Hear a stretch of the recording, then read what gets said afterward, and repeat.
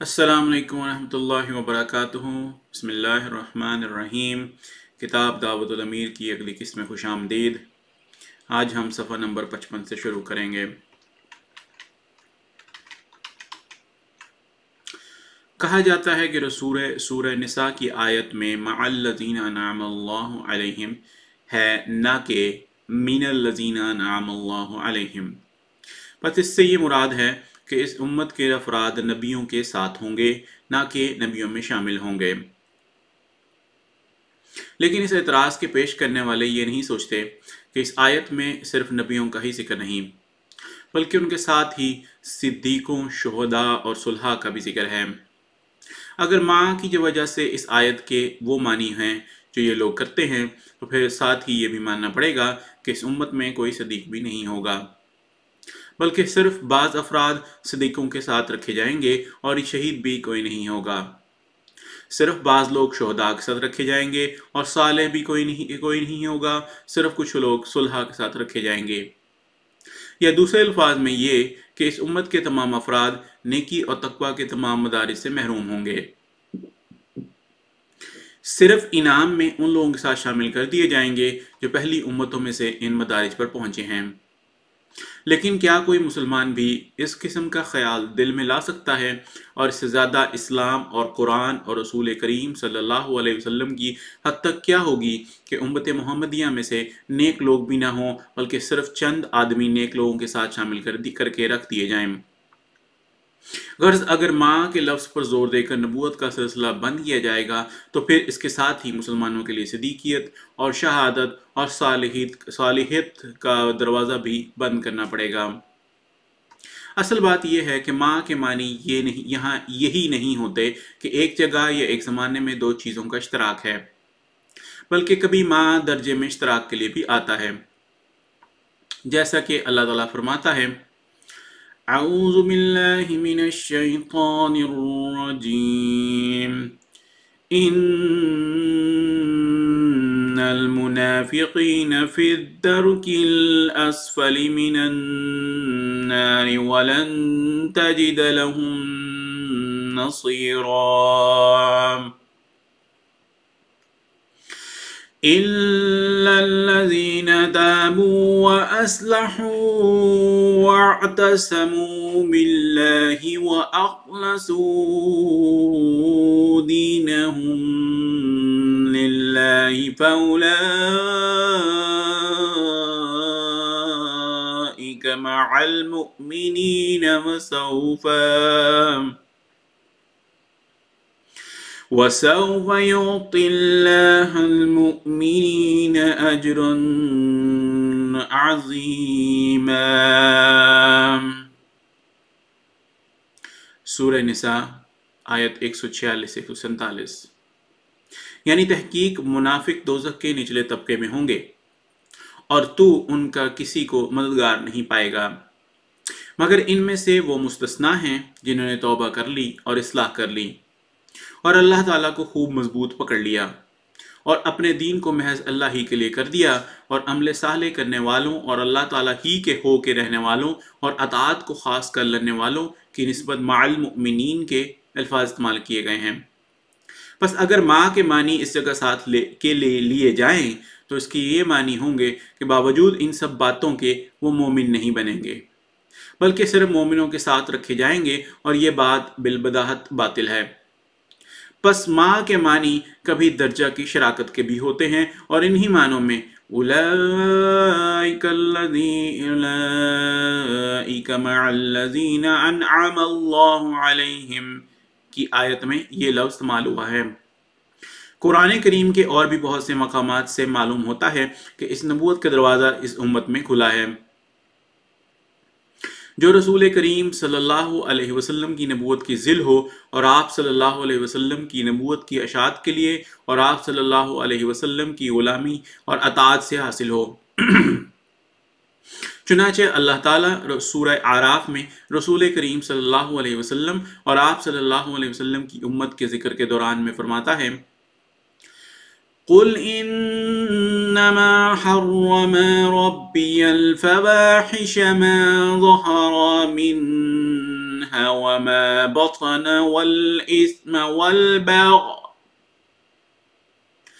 والبغي بغير الحق وأن تشركوا بالله ما لم ينزل به سلطانا وأن تقولوا على الله ما لا تعلمون وَلِكُلِّ أُمَّةٍ أَجَلٌ فَإِذَا جَاءَ أَجَلُهُمْ لَا يَسْتَأْخِرُونَ سَاعَةً وَلَا يَسْتَقْدِمُونَ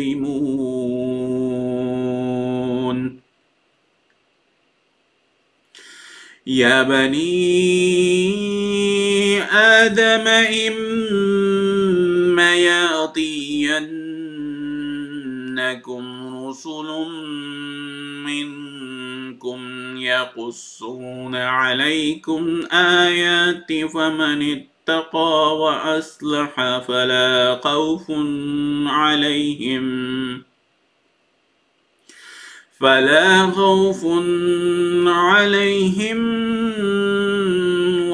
هم يحزنون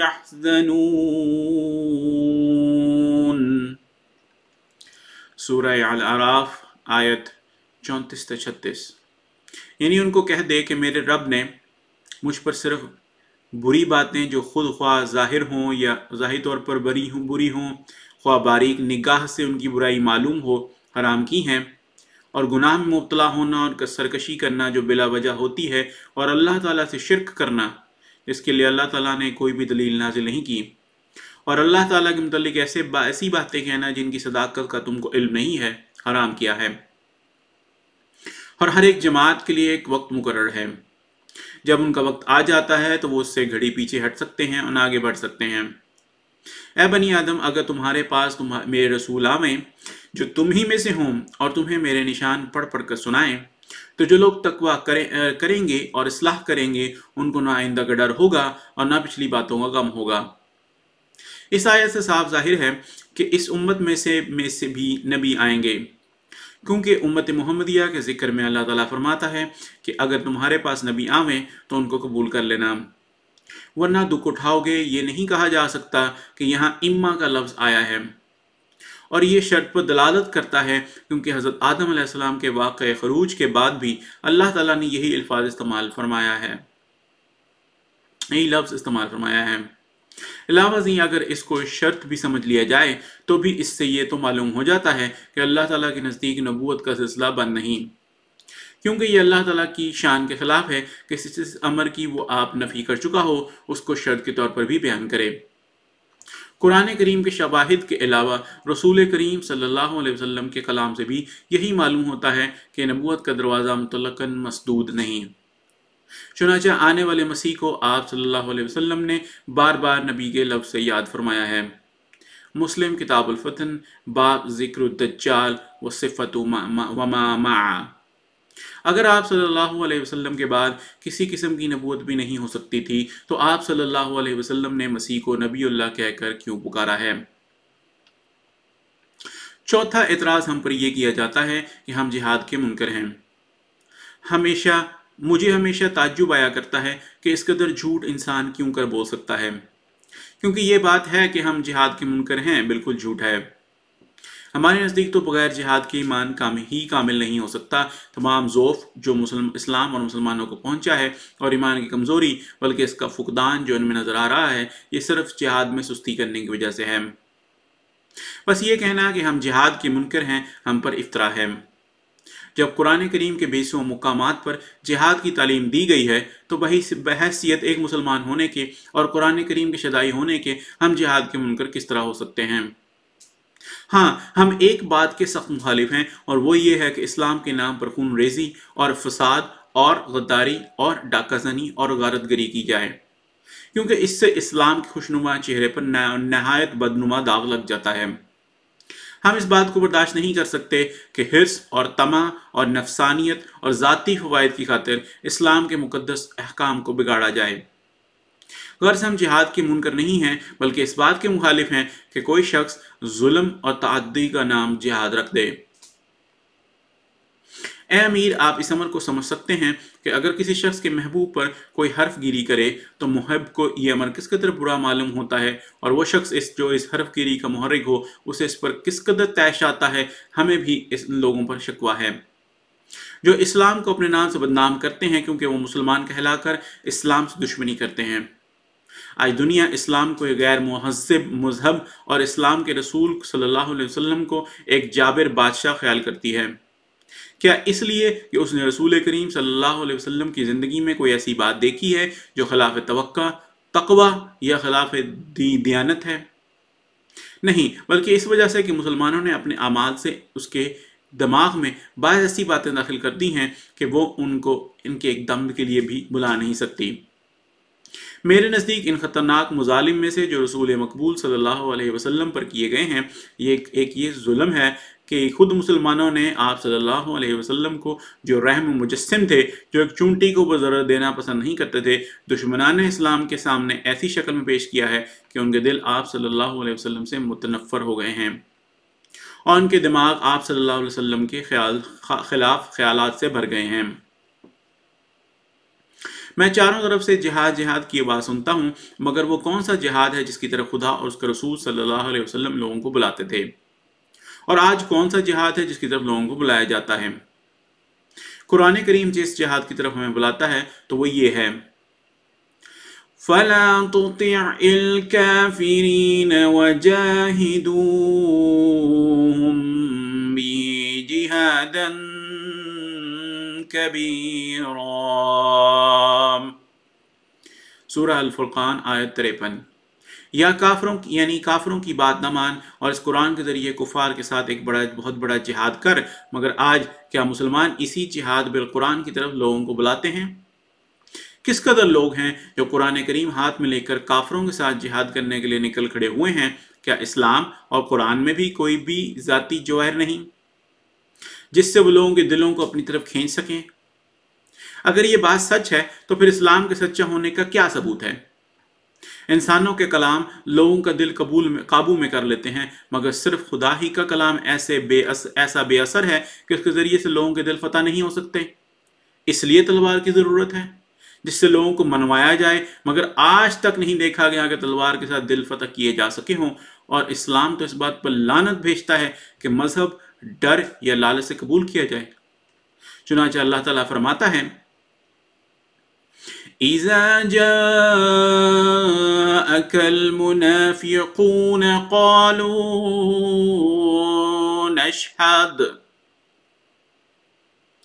قالوا نشهد إنك لرسول الله والله يعلم إنك لرسوله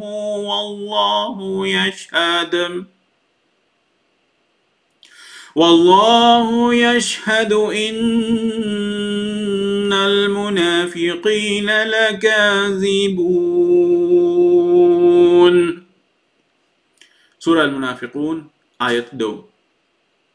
یعنی منافق جب تیرے پاس آتے ہیں تو کہتے ہیں ہم گواہی دیتے ہیں کہ تو اللہ کا رسول ہے، اور اللہ جانتا ہے کہ تو اس کا رسول ہے، مگر اللہ یہ گواہی دیتا ہے کہ منافق جھوٹے ہیں۔ اگر اسلام کے پھیلانے کے لیے تلوار کا جہاد جائز ہوتا تو کیا وہ لوگ جو اسلام لے آئے تھے مگر دل میں منافق تھے، ان کا ذکر قرآن کریم ان الفاظ میں کرتا جو اوپر بیان ہوئے ہیں؟ کیونکہ اس صورت میں تو یہ لوگ گویا قرآنی تعلیم کا نتیجہ ہوتے۔ کون امید کر سکتا ہے کہ تلوار کے ساتھ وہ مخلص لوگوں کی جماعت پیدا کرے گا؟ بس یہ بات غلط ہے کہ اسلام تلوار کے ذریعے سے غیر مذاہب والوں کو اسلام میں داخل کرنے کا حکم دیتا ہے۔ اسلام تو سب سے پہلا مذہب ہے جو یہ کہتا ہے کہ مذہب کے متعلق آزادی ہونی چاہیے۔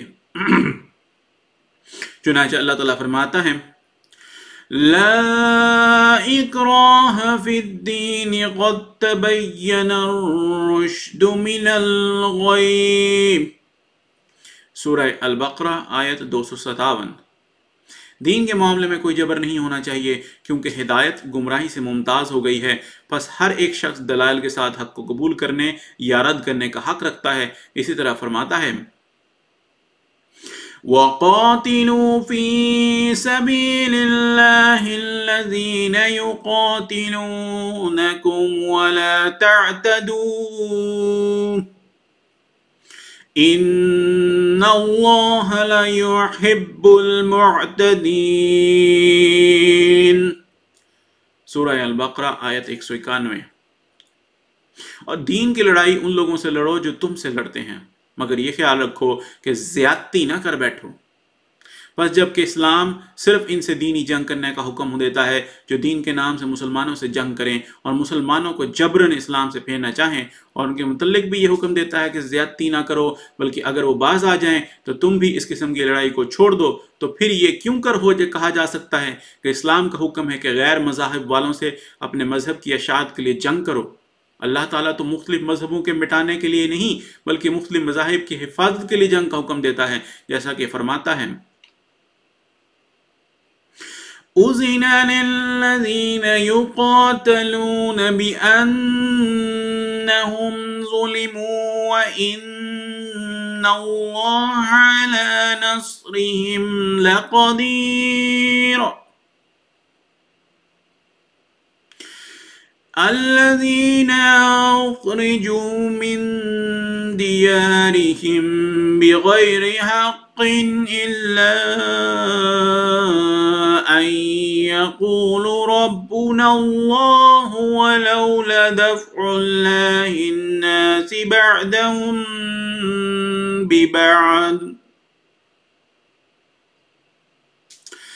بعدهم ببعد لهدمت صوامع وبيع وصلوات ومساجد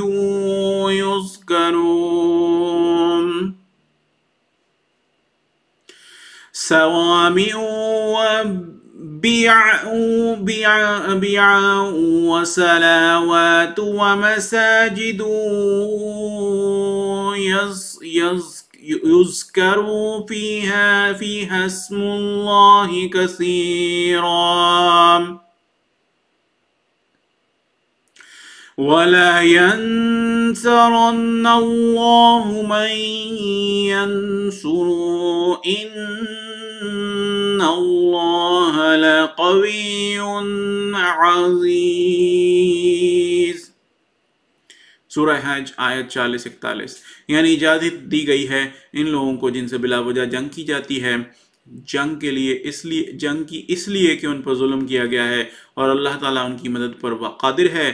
یہ وہ لوگ ہیں جو اپنے گھروں سے بلا قصور نکالے گئے ہیں، ان کا کوئی قصور نہ تھا سوائے اس کے کہ وہ کہتے تھے کہ اللہ ہمارا رب ہے۔ اور اگر اللہ تعالیٰ بعض لوگوں کے ذریعے سے بعض لوگوں کا ہاتھ نہ روکتا تو مسیحیوں کے معبد اور راہبوں کے خلوت خانے اور یہود کی عبادت کی جگہیں اور مسجدیں جن میں اللہ تعالیٰ کا نام کثرت سے لیا جاتا ہے گرا دی جاتی، اور اللہ تعالیٰ اس کی مدد کرے گا جو اس کی مدد کرے گا۔ اللہ تعالیٰ طاقتور ہے اور غالب ہے۔ یہ آیات کس قدر کھلے الفاظ میں بتاتی ہیں کہ مذہبی جنگیں تبھی جائز ہیں جب کوئی قوم ربنا اللہ کہنے سے روکے، یعنی دین میں دخل دے، اور ان کی غرض یہ نہیں کہ دوسری اقوام کے معابد ان کے ذریعے سے گرائے جائیں اور ان سے ان کا مذہب چھڑوا دیا جائے یا ان کو قتل کیا جائے، بلکہ ان کی غرض یہ ہے کہ ان کے ذریعے سے تمام مذاہب کی حفاظت کی جائے اور سب مذاہب کے معابد کو قائم رکھا جائے، اور یہی غرض اسلام کی تعلیم کے مطابق ہے، کیونکہ اسلام دنیا میں بطور شاہد اور محافظ کے آیا ہے، نہ کہ بطور جابر اور ظالم کے۔ انشاءاللہ پھر اس کی دعوت الامیر کی اگلی قسط کے ساتھ پھر حاضر ہوں گے۔ تب تک کے لیے اجازت۔ السلام علیکم ورحمۃ اللہ وبرکاتہ۔